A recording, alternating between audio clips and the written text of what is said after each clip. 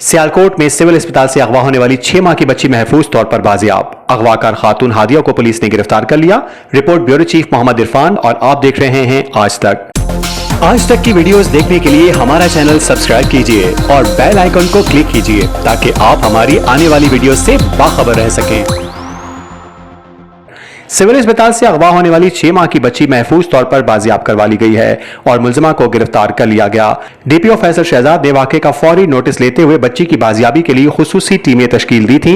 तफसीलात के मुताबिक कोटली सैयद अमीर के रिहायशी सुहेल अब्बास की 6 माह की बच्ची मायरा सिविल अस्पताल से अगवा हुई। डीपीओ फैसल शहजाद की हिदायत पर शहर भर में नाकाबंदी की गई और जदीद टेक्नोलॉजी और ह्यूमन इंटेलिजेंस की मदद से बच्ची की बाजियाबी के लिए कार्रवाई की गई। बताया गया है कि बच्ची की वालदा तीमारदारी के लिए हमरा थी और नामालूम खातून ने बातों में उलझाकर बच्ची को अगवा कर लिया।